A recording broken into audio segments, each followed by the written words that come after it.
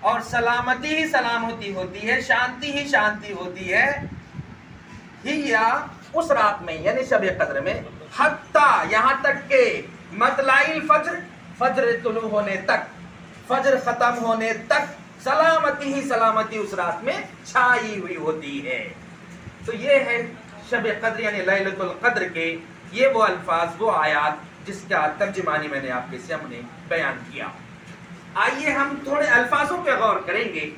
جس مہینے کے اندر اللہ تبارک و تعالیٰ نے اس کا ذکر کر رہے ہیں کہ بے شک ہم نے اس کو نازل کیا ایک عزت والی رات میں، شب قدر میں ہم نے اس کو نازل کیا، تو مطلب یہ ہوا یہ مہینہ جس سے ہم گزر رہے ہیں، سورۃ البقرہ کے اندر اس کا اشارہ اللہ تعالیٰ نے کیا، شہر رمضان الذی انزل فیہ القرآن، رمضان کا وہ مہینہ ہے جس میں قرآن کا نزول ہوا۔ تو پتہ یہ چلا کہ اللہ تعالیٰ نے اس قرآن کو شب قدر یعنی رمضان کے مہینے میں نازل کیا، اور اس مہینے کی برکت بھی اس لیے ہے کہ اللہ تعالیٰ نے اس مہینے کے اندر قرآن مجید کو نازل کیا۔ اللہ تعالیٰ تو دوسری جانب کہہ رہے ہیں کہ ہم نے روزوں کو اس رمضان کے مہینے میں فرض کیا ہے، لیکن اس کے ساتھ ساتھ اس مہینے کی فضیلت اس لیے ہے کہ اللہ تعالیٰ نے اپنے کلام کو، سارے انسانیت کی رہبری کرنے والی کتاب کو اللہ تعالیٰ نے اس مہینے میں نازل کیا، اس وجہ سے اس مہینے کی فضیلت اور منزلت ہے۔ تو اس کے لیے اللہ تعالیٰ بول رہے ہیں کہ ہم نے بے شک اس کو نازل کیا ایک قدر والی رات میں، عظمت والی رات میں۔ تو یہاں پر اللہ تعالیٰ نے بیان کیا ہے کہ شب قدر جو ہے یہ رات جو رمضان کے مہینے میں آتی ہے آخری عشرے میں، اس مہینے کے اندر، اس رات کے اندر اللہ تعالیٰ نے قرآن کا نازل کرنا شروع کیا۔ کیا ایک ہی دم اللہ کے رسول صلی اللہ علیہ وسلم پر قرآن نازل ہوا؟ کیا یہاں پر وقتاً فوقتاً اللہ تعالیٰ نے قرآن کو نازل کرنا شروع کیا؟ تو اس کے اندر دو مطلب ہیں جو دو اشارہ کرتے ہیں، مفسرین نے الگ الگ بیان کیا ہے۔ مودودی علیہ رحمٰن نے بیان کیا ہے کہ 23 سالہ زندگی کے اندر، 40 سال میں نبوت اللہ کے رسول صلی اللہ علیہ وسلم کو ملی، 23 سال کے اندر سب سے پہلے مکمل قرآن جو ہے اللہ تعالیٰ نے لوح محفوظ پر نازل کیا، اور وہاں پر اللہ تعالیٰ نے وقتاً فوقتاً جیسی ضرورت ہو گئی جبریل امین کے ذریعے سے اللہ تعالیٰ نے وقت کے حساب سے اللہ تعالیٰ نے آپ صلی اللہ علیہ وسلم پر وحی کے ذریعے سے قرآن کو وقتاً فوقتاً نازل کیا 23 سالہ عرصے کے اندر۔ اور اس 23 سالہ عرصے کے اندر اللہ تعالیٰ نے، اللہ کے رسول صلی اللہ علیہ وسلم نے اپنے ان آیتوں پر عمل کر کر سارے انسانی کو دکھا دیا کہ تمہیں اس طرح سے اپنی زندگی کو عمل کرنا ہے زندگی میں۔ تو بے شک ہم نے اس کو ایک قدر والی رات میں نازل کیا، یہ مطلب اس کا یہی ہے۔ پھر دوسری صورت میں اللہ تعالیٰ سے سوال کر رہے ہیں، وَمَا أَدْرَاكَ مَا لَيْلَةُ الْقَدْرِ، اے نبی صلی اللہ علیہ وسلم آپ کو کس نے بتایا کہ یہ لیلۃ القدر کیا ہے، یہ شب قدر کیا ہے، یہ عزت والی رات کیا ہے، مبارک والی رات کیا ہے؟ بہت سارے لوگ جو ہے شب برات کی طرف اشارہ کرتے ہیں، لیکن یہ دلیل نہیں کرتی ہے کہ قرآن یہ بیان کرتا ہے۔ حامیم، سورہ دخان کے اندر اس کی تفصیلی انداز میں قرآن نے بیان کیا ہے، حامیم والکتاب المبین، قسم ہے اس واضح قرآن کی، فرق بتانے والی کتاب کی، انا انزلناہ فی لیلۃ مبارکۃ انا کنا منذرین، بے شک ہم نے اس کو ایک مبارک والی رات میں نازل کیا ہے، یقیناً ہم ہی ڈرانے والے ہیں۔ اور اس کے اندر اس بات کا بھی ذکر ہے کہ مبارک والی رات شب قدر ہے جو رمضان المبارک میں آتی ہے، اس کے علاوہ دوسری رات نہیں ہے۔ لیکن انسانوں نے 15 شعبان کو جو ہے شب برات کا نام ذکر کر لیا، اور اس کے اندر جو ہے پتہ نہیں کیسے کیسے اس کی عظمت کو بیان کرنا شروع کیا۔ کسی بھی دلیل سے، کسی بھی مفسرین کے دلیل سے یہ بات ثابت نہیں کر سکتے، کیونکہ قرآن نے اس بات کو بیان کیا ہے بے شک ہم نے اس کو شب قدر میں نازل کیا، بڑی عزت والی رات میں نازل کیا۔ تو شب قدر بھی اسی کا نام ہے جو رمضان المبارک میں آتی ہے، اور مبارک والی رات بھی یہی ہے کیونکہ دوسری طرف سورۃ البقرہ کے اندر ہے، شہر رمضان الذی انزل فیہ القرآن، رمضان کا وہ مہینہ ہے جس میں قرآن کا نزول ہوا۔ تو بتائیے گا کہ اللہ تعالیٰ نے اسی مہینے کے اندر قرآن کو نازل کیا۔ اے نبی صلی اللہ علیہ وسلم آپ کو پتا ہے کہ یہ کون سی، یہ کیا ہے، شب قدر کیا ہے؟ لیلۃ القدر خیر من الف شہر، یہ قدر والی رات، یہ برکت والی رات ہے جو 1000 مہینوں سے افضل ہے۔ نبی کریم صلی اللہ علیہ وسلم، ان کی امت پر اللہ تعالیٰ نے رحم کیا۔ اس سے پہلے کہ انبیاء کرام کی امتوں کی عمر دیکھیے آپ، 950 سال نوح علیہ السلام کی عمر، دیگر پیغمبروں کی عمر بہت زیادہ ہوا کرتی تھی. کیا نبی کریم صلی اللہ علیہ وسلم کی امت کی عمر ایسی ہے؟ پتہ نہیں، 40 سال، 50 سال، 60 سال، کوئی گنا چنا ہوگا جو سنچری پاس کرے گا. لیکن اللہ تعالیٰ نے اس امت پر رحم کیا کہ اس کی زندگی کے اندر 1 شب قدر آئی، 2 شب قدر آئی، 9 شب قدر آئے، 10 شب قدر آئے. یہ اس کی قدر اگر نہیں کیا تو سب سے بڑا بدبخت ہے کہ اس مہینے کے اندر جو تاخ راتوں میں آنے والی رات ہے شب قدر، اس کا اہتمام کرنی ہے. کیونکہ اللہ تعالیٰ نے وہ سارے پیغمبروں کی عمروں کو جو ہے ان کی امتوں کی عمروں کو برابر کرنا چاہتا ہے کہ یہ نبی کریم صلی اللہ علیہ وسلم کی امت کو کہ یہ 1 مہینے کے اندر اس رات میں جو اگر عبادت کرے گا تو 1000 مہینوں سے افضل وہ عبادت ہے.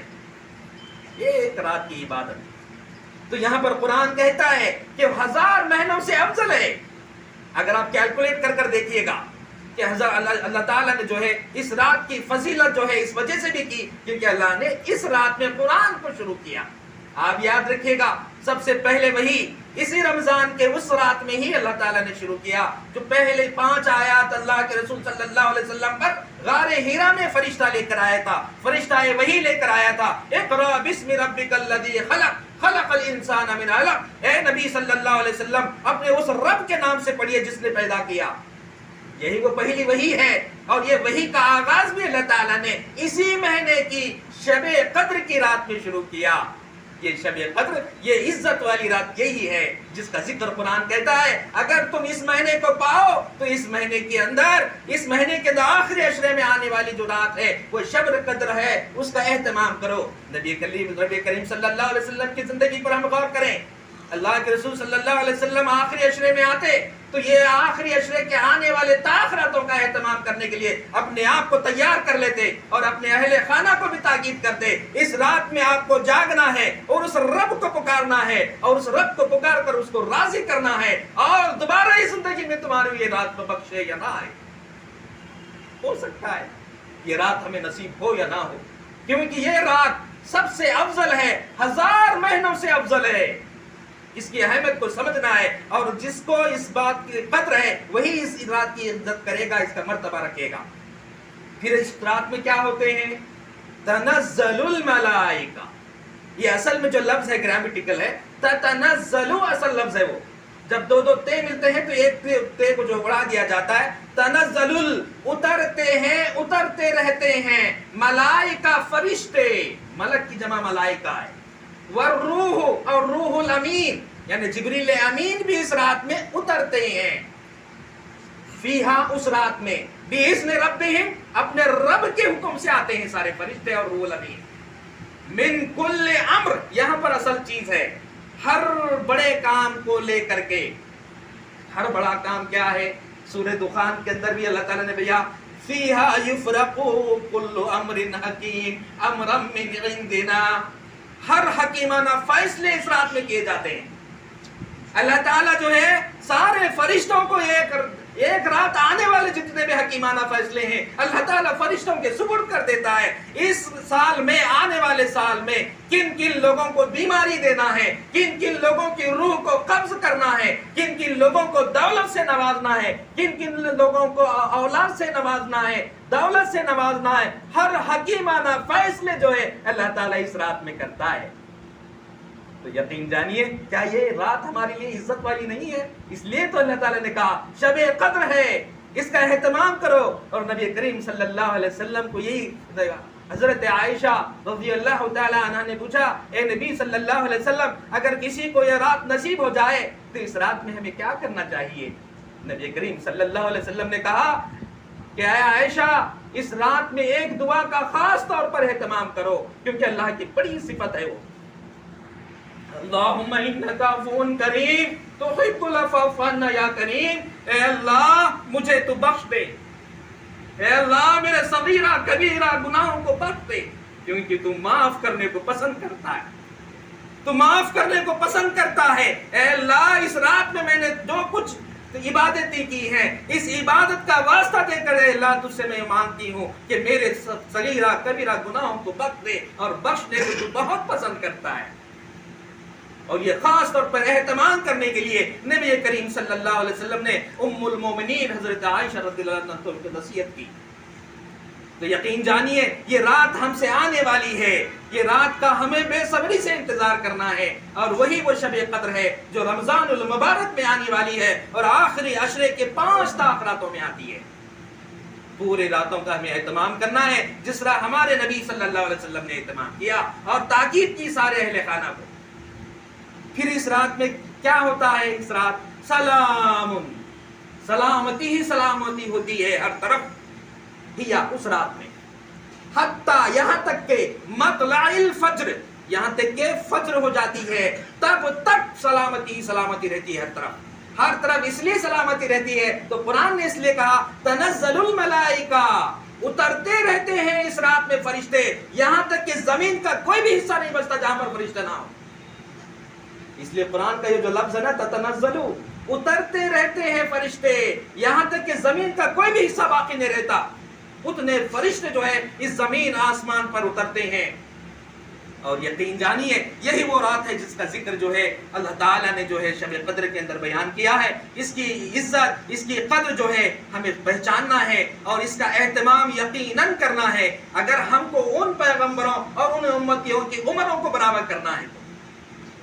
اگر نہیں ہے تو پھر ہم سے بدبخت، ہم سے زیادہ بدبخت کون ہوگا جو اس رات کا اہتمام نہیں کرے گا اور اپنے اس رب کو راضی نہیں کرے گا جس نے ہم سب کو پیدا کیا۔ ہمیں راضی کرنا ہے اس رب کو ہمیں منوانا ہے، اور یقین جانیے وہ مانے گا کیونکہ ہمارے کو جو ہے وہ توبہ کو قبول کرنا پسند کرتا ہے، اس کی صفت ہے۔ لیکن ہم مانگے، ہم اس کے قریب جائیں، اس کا قرب تو حاصل کریں۔ تو یہ سورۃ القدر ہے، شب قدر جس کا ذکر ہے قرآن نے تفصیلی انداز میں دوسرے سوروں کے اندر بیان کیا ہے۔ اگر اس الفاظوں پہ غور کریں گے تو یقین جانیے اس رات کی اہمیت ہمیں بہت سبق دیتی ہے۔